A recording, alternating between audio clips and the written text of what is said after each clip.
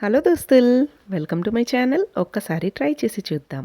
అందరూ ఎలా ఉన్నారండి? బాగున్నారా? నేను కూడా చాలా బాగున్నానండి. అయితే ఇవాళ రెసిపీలోకి వెళ్ళిపోదాము. ఇవాళ అయితే నేను మీకు సింపుల్ రెసిపీ అనమాట, పన్నీర్ మటర్ పులావ్ని ఎలా తయారు చేసుకోవాలో చూపించబోతున్నాను. ప్రెషర్ కుక్కర్లో ఈజీగా హాఫ్ అన్ అవర్ లోపే మనం ఈ రెసిపీని అయితే చేసుకోవచ్చండి. చాలా సింపుల్గా అయిపోతుంది, అలాగే టేస్ట్ అయితే చాలా బాగుంటుంది. పిల్లలకైతే బాగా నచ్చుతుంది అనమాట. అప్పుడప్పుడు ఇలా లంచ్ బాక్స్లోకి ఈ రెసిపీ చేసి పెట్టారంటే చాలా ఇష్టంగా తినేస్తారు. ఇంకా సైడ్ డిష్ కూడా ఏం అవసరం లేదనమాట. అంటే చేసుకుంటే చేసుకోవచ్చు, కానీ ఏమీ లేకపోయినా కూడా వట్టి అన్నమే తినేసేయచ్చు, అంత బాగుంటుంది. అయితే ముందుగా కావాల్సిన పదార్థాలు ఏంటి, తయారీ విధానం ఏంటో చూసేద్దాం. చూడండి, ఇక్కడైతే నేను 200 గ్రామ్స్ వరకు పన్నీర్ తీసుకున్నానండి. చిన్న చిన్నగా క్యూబ్స్ లాగా కట్ చేసుకొని రెడీగా పెట్టుకున్నాను. అలాగే ఒక్క బౌల్ వరకు బఠానీ అంటాం కదా, పచ్చి బఠానీ తీసుకున్నాను. అలాగే 5-6 పచ్చిమిరపకాయలు, ఒక 10 వరకు బీన్స్ తీసుకున్నానండి, ఒక పెద్ద క్యారెట్, అలాగే ఒక ఉల్లిపాయ. ఇవన్నీ కూడా మంచిగా వాష్ చేసుకొని కట్ చేసుకొని రెడీగా పెట్టుకోవాలి. ఇంకా మీ దగ్గర వేరే ఏవైనా వెజిటబుల్స్ ఉంటే అవి కూడా యాడ్ చేసుకోవచ్చు. బాస్మతి రైస్ కూడా ఒక గ్లాస్ తీసుకొని శుభ్రంగా వాష్ చేసుకొని ఒక హాఫ్ అన్ అవర్ పాటు నానబెట్టేసుకోవాలి. ఇప్పుడు ఈ పన్నీర్ని అయితే మనము మంచిగా ఫ్రై చేసుకుందాము. ఆయిల్లో కానీ బటర్లో కానీ ఈ పన్నీర్ని మంచిగా డార్క్ బ్రౌన్ కలర్ వచ్చేంత వరకు కూడా కలుపుకుంటూ ఫ్రై చేసుకోవాలి. ఇవి ఇలా ఫ్రై అవుతూ ఉంటాయి. ఇంకో పక్క కుక్కర్ పెట్టేసుకొని అందులోకి 2 స్పూన్స్ వరకు ఆయిల్ వేసుకోవాలి. అలాగే 1 టేబుల్ స్పూన్ వరకు నెయ్యిని కూడా యాడ్ చేసుకోవాలి. ఇప్పుడు ఇందులోకి బగారా దినుసులు వేసుకోవాలండి. ఒక 3-4 లవంగాలు, 2 ఇలాచీలు, దాల్చిన చెక్క, అలాగే బగారాకులు కూడా వేసుకొని అవి కొంచెం ఫ్రై అయిన తర్వాత ఇందులోకే మనం కట్ చేసి పెట్టుకున్న ఉల్లిపాయలు, పచ్చిమిర్చి, అలాగే 1 టీ స్పూన్ జీలకర్ర కూడా యాడ్ చేసుకోవాలి. ఇంక ఇవన్నీ కూడా స్టవ్ని మీడియం ఫ్లేమ్లో పెట్టుకొని కలుపుకుంటూ బాగా ఫ్రై చేసుకోవాలి. ఇవి కొంచెం మగ్గిన తర్వాత ఇందులోకే 1 టేబుల్ స్పూన్ వరకు అల్లం వెల్లుల్లి పేస్ట్ కూడా వేసుకోవాలి.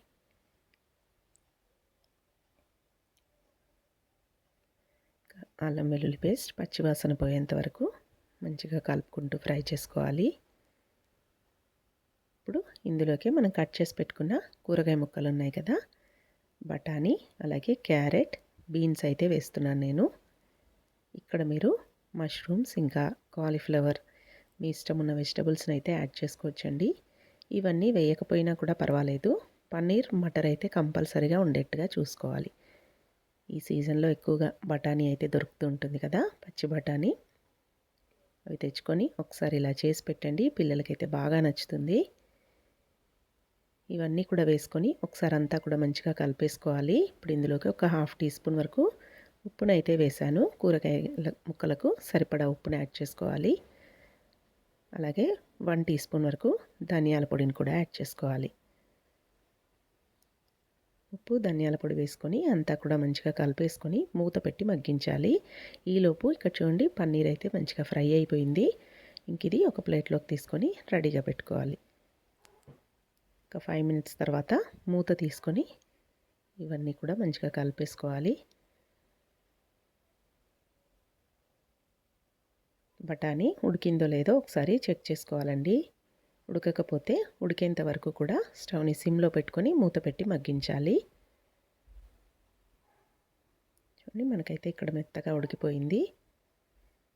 ఇంక ఇప్పుడు ఇందులోకి మనం నానబెట్టిన బాస్మతి రైస్ ఉన్నాయి కదా, వాటన్నిటిని వాటర్ లేకుండా ఓన్లీ రైస్ని మాత్రమే ఇందులోకి యాడ్ చేసుకోవాలి.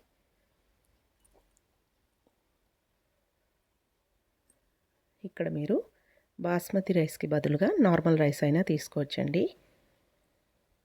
ఇంకా బాస్మతి రైస్ అయితే ఇంకాస్త టేస్ట్ అనేది బాగుంటుందన్నమాట. లేదంటే రెగ్యులర్గా వాడుకునే రైస్ అయినా కూడా వేసి ఇదే ప్రాసెస్లో చేసుకోవచ్చు. రైస్ని మనం ఇలా పోపులోనే వేసి ఒక 2 to 3 మినిట్స్ పాటు కలుపుకుంటూ ఫ్రై చేసామంటే మనకు పులావ్ అనేది మంచిగా పొడి పొడిగా వస్తుందన్నమాట. చూడండి, ఇలా అంతా మంచిగా కలిపేసుకొని ఒక 3 మినిట్స్ పాటు ఫ్రై చేసుకున్న తర్వాత ఇప్పుడు ఇందులోకి మనం ఏ గ్లాస్ తోటి రైస్ అయితే తీసుకున్నామో దాంతో డబుల్ క్వాంటిటీలో వాటర్ని యాడ్ చేసుకోవాలి. ఇక్కడ నేను 1 గ్లాస్ రైస్కి 2 గ్లాసెస్ వరకు వాటర్ని యాడ్ చేశాను.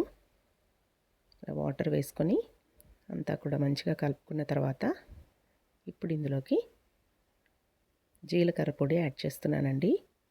హాఫ్ టీ స్పూన్ వరకు జీలకర్ర పొడి వేసుకొని అంతా కూడా మంచిగా కలిపేసుకోవాలి. కలుపుకొని ఇది కొంచెం బాయిల్ అయ్యే వరకు స్టవ్ని హై ఫ్లేమ్లో పెట్టుకొని బాయిల్ అవ్వనివ్వాలి. సాల్ట్ కూడా యాడ్ చేసుకోవాలి. మనం పోపులో కొంచెమే వేసుకున్నాం కాబట్టి రైస్కి సరిపడా సాల్ట్ని ఈ స్టేజ్లో అడ్జస్ట్ చేసుకోవాలి. అలాగే నిమ్మ చెక్క ఉంటుంది కదండి, ఒక సగం నిమ్మ చెక్కలో హాఫ్ నిమ్మరసాన్ని అయితే పిండుకోవాలి.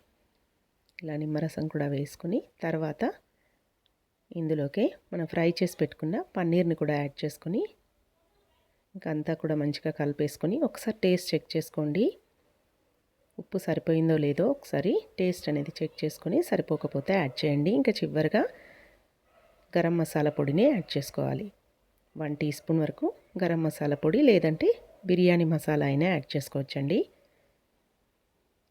ఇంకా పొడిని వేసుకొని అంతా కూడా మంచిగా కలిపేసుకొని ఇలా కుక్కర్ విజిల్ పెట్టేసుకొని 2 విజిల్స్ వచ్చేంత వరకు స్టవ్ని మీడియం ఫ్లేమ్లో పెట్టుకొని 2 విజిల్స్ పెట్టేసుకున్నామంటే చూడండి టేస్టీ పన్నీర్ మటర్ పులావ్ అయితే రెడీ అయిపోయింది.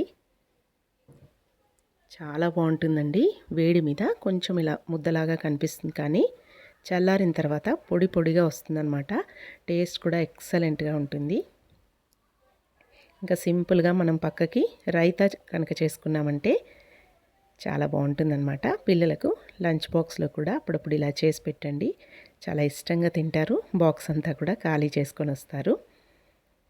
ఇంకా పక్కకు వేరే కర్రీ కూడా అవసరం లేదు, ఇందులోనే అన్ని వెజిటబుల్స్ ఉన్నాయి కాబట్టి ఇష్టంగా తినేస్తారు. తప్పకుండా మీరు కూడా ఒకసారి ఇలా ట్రై చేసి మీకు ఎలా వచ్చిందో నాకైతే కమెంట్స్లో తెలియజేయండి. అలాగే మీకు కనుక నచ్చినట్టయితే మా ఛానల్ని సబ్స్క్రైబ్ చేసుకోండి, పక్కనే ఉన్న బెల్ గంటను కూడా కొట్టండి.